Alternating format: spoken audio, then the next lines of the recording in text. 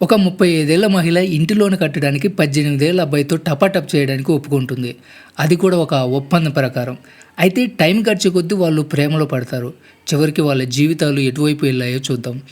మేడీ అనే అమ్మాయిని చూపించడంతో movie start అవుతుంది. వయసు 35 సంవత్సరాలు. వీళ్ళమ్మ లోన్ తీసుకుని ఇల్లు కొని కొన్ని రోజులకి చనిపోతుంది. ఆమె తండ్రి కూడా ఆమెతో లేకపోవడం వల్ల మేడీనే ఇంటి లోన్ చెల్లించాల్సిన పరిస్థితి ఏర్పడుతుంది. తను ఇప్పుడు రాత్రిపూట ఓలా డ్రైవర్గా, పగలు ఒక బార్లో పార్ట్ టైం జాబ్ చేస్తూ ఉంటుంది. ఒకరోజు ఆమె కార్ని గవర్నమెంట్ ఆఫీసర్ పట్టుకోవడానికి ప్రయత్నం చేస్తాడు. ఎందుకంటే ఈసారి ఇంటి లోన్ ఆమె కట్టలేకపోతుంది. ఆ ఆఫీసర్ మేడీ కారు తీసుకెళ్లడానికి సిద్ధంగా ఉంటాడు. అయితే ఆ ఆఫీసర్ మేడీ ఎక్స్ బాయ్ ఫ్రెండ్ కావడం వల్ల అతన్ని తన ట్రాప్లో వేసి నాకు ఇప్పటికీ నువ్వు అంటే ఇష్టం అంటూ అతన్ని ఒప్పించడానికి ప్రయత్నం చేస్తుంది. అయితే అదే టైంలో ఆ ఆఫీసర్ మేడీ ఇంటి నుంచి ఒక వ్యక్తి బయటికి రావడం చూస్తాడు.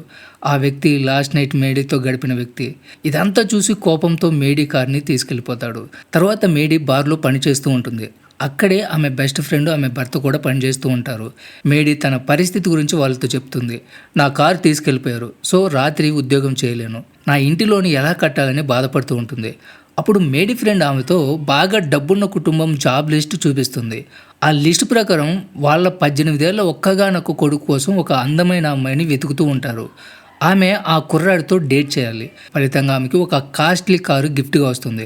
అయితే వాళ్ళు 20 నుంచి 25 ఏళ్ళ అమ్మాయిని మాత్రమే వెతుకుతూ ఉంటారని మేడీకి తెలుస్తుంది. కానీ తన వయసు 35 ఏళ్ళు. అయినా కూడా ఆమె ప్రయత్నించాలని నిర్ణయించుకుంటుంది. ఎందుకంటే ఇప్పుడున్న పరిస్థితుల్లో ఎలాగైనా ఇంటిలోని తీర్చాలి. తర్వాత రోజు మేడీ ఆ కుటుంబాన్ని కలిసి వాళ్ళ తల్లిదండ్రులతో మాట్లాడుతుంది.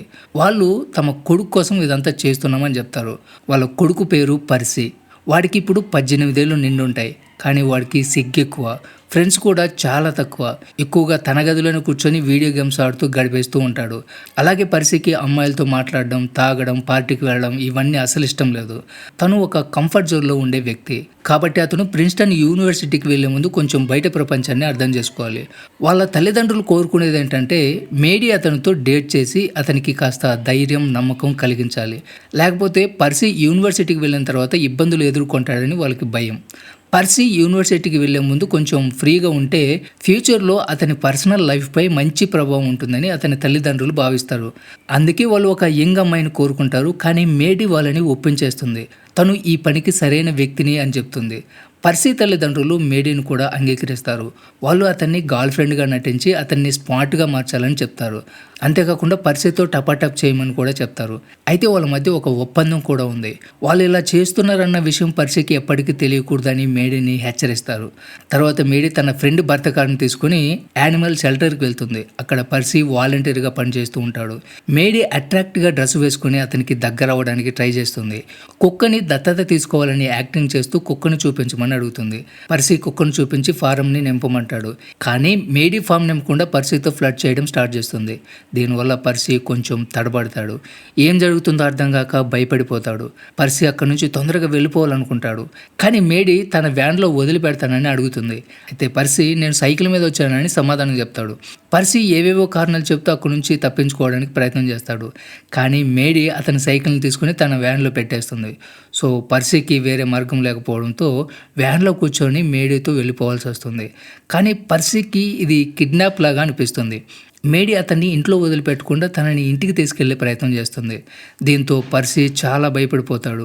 మేడీ తన ఇంటి దగ్గర కారుని ఆపుతూ ఉంటే పర్సీ వెంటనే తన బ్యాగులోంచి పెప్పర్ స్ప్రే తీసుకుని ఆమె ముఖంపై కొట్టేస్తాడు. దీంతో ఆమె చాలా ఇబ్బంది పడిపోతుంది. అప్పుడు మేడీ నిన్ను నేను కిడ్నాప్ చేయలేదు, డేట్కి తీసుకెళ్లాలనుకున్నా అని చెప్తుంది. అలాగే పర్సీని నువ్వు స్మార్ట్గా ఉన్నావు, ధైర్యంగా ఉన్నావని కూడా పొగుడుతూ ఉంటుంది. ఇది విన్న పర్సీ సిగ్గుపడుతూ ఆమెకి నీళ్లు తీసుకొచ్చేస్తాడు. మేడీ తన ముఖాన్ని కడుక్కుంటుంది.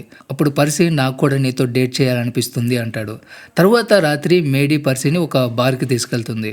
కానీ పర్సీ షాట్లో రావడంతో అందరూ అతన్ని చూసి నవ్వుకుంటారు. తర్వాత మేడీ, పర్సీ ఇద్దరు మాట్లాడుకుంటూ ఉంటారు. పర్సీ ఇక్కడ డ్రింక్ తాగడు, అందుకే ఇద్దరు జ్యూస్ తాగుతూ కూర్చుంటారు.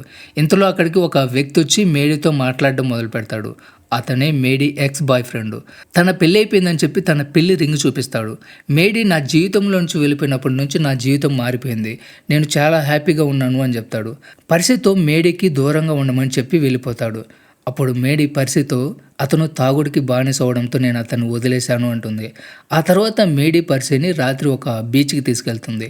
అక్కడ ఎవ్వరు కూడా ఉండరు. మేడీ పర్సీతో నన్ను ఈతలో ఓడించమని అడుగుతుంది. కానీ పర్సీ సిగ్గుపడుతూ ఉంటాడు. కొంచెం భయపడతాడు కూడా. దాంతో మేడీ తానే ముందుగా డ్రెస్ విప్పేసి నీటిలోకి దూకేస్తుంది. తర్వాత పర్సీని కూడా రమ్మని పిలుస్తుంది. పర్సీ కొంచెం సిగ్గుతో తన డ్రెస్‌ను విప్పేసి నీటిలోకి వచ్చేస్తాడు. ఇద్దరు ఎదురుగా నిలబడి దగ్గరవబోతున్న టైంలో అక్కడికి ఫుల్లుగా తాగుతూ అమ్మాయిలు, అబ్బాయిలు అక్కడికొస్తారు. వాళ్ళు పక్కనే పెట్టిన పర్సీ, మేడీ డ్రెస్సులను తీసుకుంటారు.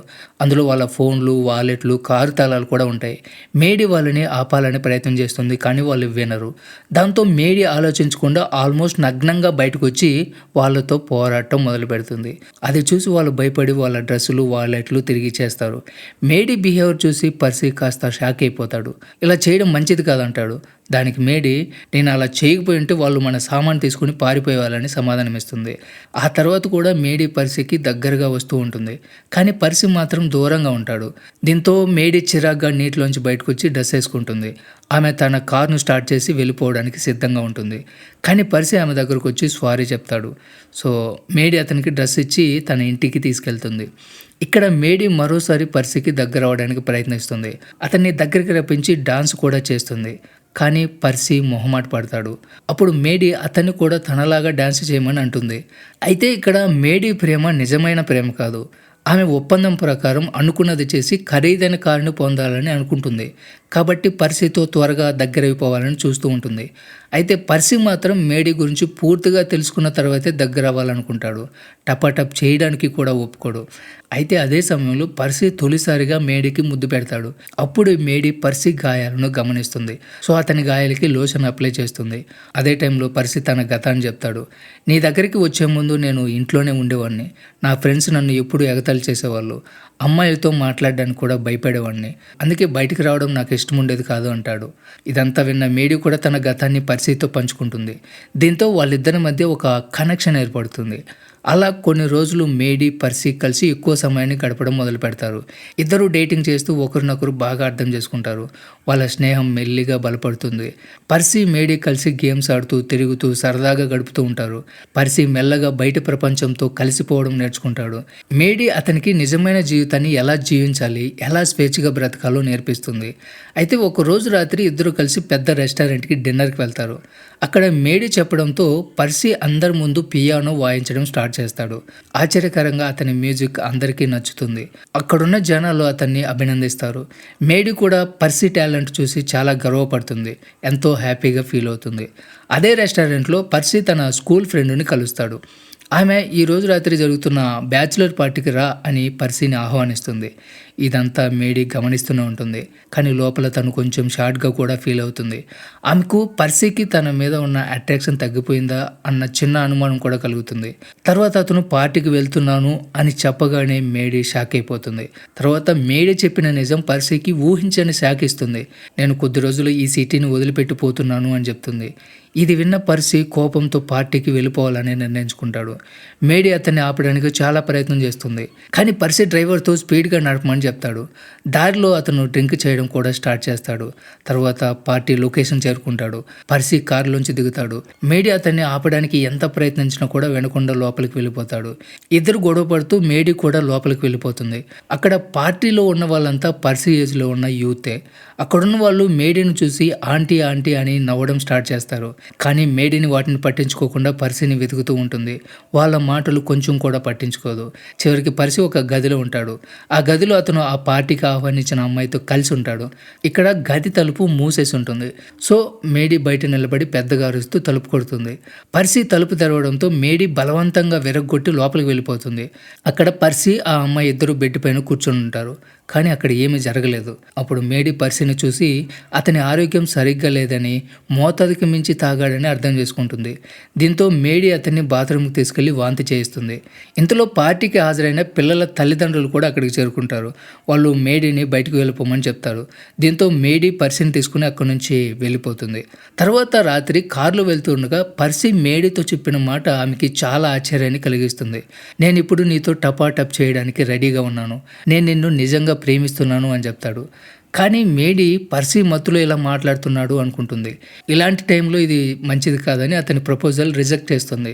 తర్వాత రోజు పర్సీ తల్లిదండ్రులు అతనిలో చాలా మార్పు గమనిస్తారు. అతను కొంచెం ధైర్యంగా స్మార్ట్గా మారినట్లు ఫీల్ అవుతారు. ఇదంతా చూసి వాళ్ళు హ్యాపీగా ఫీల్ అవుతారు. అయితే పర్సీ తన తల్లిదండ్రులతో నాకు ఇప్పుడు ప్రిన్స్టన్ యూనివర్సిటీలో చేరాల్సిన అవసరం లేదు, ఎందుకంటే నాకు ఒక గర్ల్ ఫ్రెండ్ ఉంది, ఆమె పేరు మేడీ, నేను ఆమెతోనే ఉండాలనుకుంటున్నాను అని చెప్తాడు. అది విన్న పర్సీ తల్లిదండ్రులకి ఫ్యూజులు ఎగిరిపోతాయి. వాళ్ళు కోరుకున్నదేంటి? అతను ప్రిన్స్టన్ యూనివర్సిటీలో చేరే ముందు కొంచెం తెలివిగా మారాలనుకున్నారు. కానీ ఇప్పుడు అతనికి అక్కడ చదవాలన్న ఉద్దేశమే లేకపోవడంతో వాళ్ళ ప్లాన్ మొత్తం పాడైపోతుంది. దాంతో వాళ్ళు మేడీకి కాల్ చేసి రమ్మని పిలుస్తారు. వాళ్ళు మేడీతో, అమ్మ నీ పని పూర్తి అయిపోయింది, ఇక పర్సీతో నీకు ఎలాంటి సంబంధం లేదు, ఒప్పందం ప్రకారం ఖరీదైన కారు తీసుకుని నువ్వు వెళ్ళిపోవచ్చు అని చెప్తారు. అయితే ఇదంతా పర్సీ తన తండ్రి కారు డ్రైవ్ చేస్తూ వినేస్తాడు.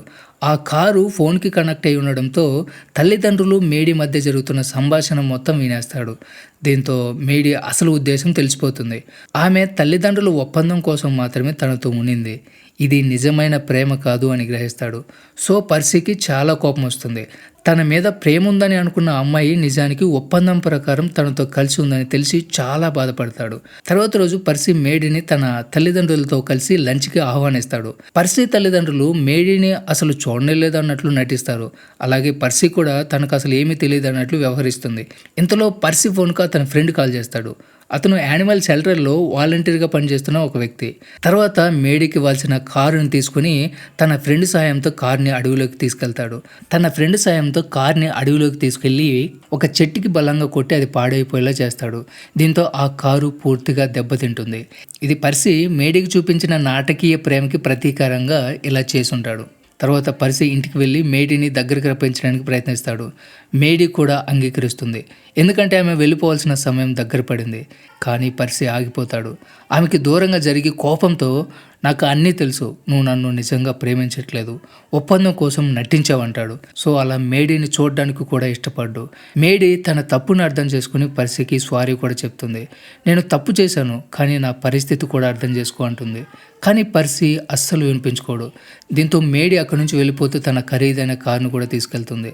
తర్వాత పర్సీ తన తల్లిదండ్రులపై చాలా కోపంతో విరుచుకుపడతాడు. మీరు నన్ను ఎలా బ్రతకాలో నేర్పించాలనుకున్నారు, కానీ ఇప్పుడు నాకేమీ మిగలలేదు, నాకు నచ్చినట్లు బ్రతికే హక్కు నాకుంది అని కోపడతాడు. తర్వాత పర్సీ తన రూమ్కి వెళ్ళిపోతాడు.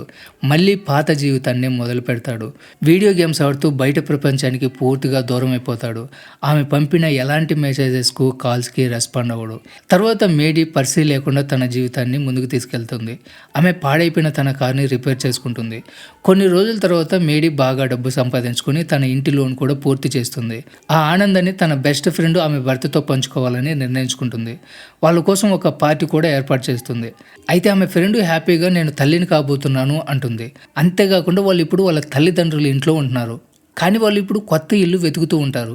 ఇది విన్న మేడీ తక్కువ ధరకే తన ఇంటిని వాళ్ళకి అమ్మేయాలని నిర్ణయించుకుంటుంది. ఎందుకంటే ఇప్పుడు తనకి ఈ సిటీలో ఉండాల్సిన అవసరం లేదు, కాలిఫోర్నియాకి వెళ్ళాలని అనుకుంటుంది. అయితే మేడీ పర్సీని చివరిసారిగా కలవాలని నిర్ణయించుకుంటుంది. తన ప్రవర్తన వల్ల పర్సీ చాలా బాధపడ్డాడు. అతన్ని కలుసుకుని క్షమాపణ చెప్పాలనుకుంటుంది. కానీ పర్సీ ఇంటికి వెళ్ళినప్పుడు అతను అక్కడ ఉండడు. ఆమె తన తల్లిదండ్రుల వద్దకు వెళ్ళి తన గురించి తెలుసుకుంటుంది. లొకేషన్ తెలుసుకుని అక్కడికి వెళ్తుంది. ఇప్పుడు పర్సీ మేడీ మాటలు వినడానికి సిద్ధంగా లేడు. అతను ఇంకా కోపంలోనే ఉంటాడు. ఆమెతో మాట్లాడడానికి నిరాకరిస్తాడు. పర్సీ మనసు మార్చేలా మాట్లాడుతుంది. చివరికి పర్సీ ఆమెని క్షమిస్తాడు. ఆ తర్వాత మేడీ తన కొత్త జీవితం వైపు ముందుకు వెళ్ళాలని నిర్ణయించుకుంటుంది. ఆమె పర్సీతో నేను త్వరలోనే కాలిఫోర్నియా వెళ్ళబోతున్నాను అంటుంది. సో పర్సీ ఓకే చెప్పి కొత్త ప్రయాణానికి సిద్ధమైపోతాడు. అతను తన బ్యాగ్ ప్యాక్ చేసుకుంటాడు. తల్లిదండ్రులకు కూడా వీడ్కోలు చెప్తాడు. ఆ రోజు అతను ప్రిన్స్టన్ యూనివర్సిటీకి వెళ్ళాల్సిన రోజు. కానీ చివరిసారి మేడీ అతన్ని యూనివర్సిటీలో వదిలిపెట్టడానికి వస్తుంది. సో ఇద్దరు కలిసి కారులో బయలుదేరతారు. ఈ సీన్తోనే మూవీ ఎండ్ అవుతుంది. సో ఇది ఫ్రెండ్స్ ఇవాళ video. Don't forget subscribe. Thanks for watching.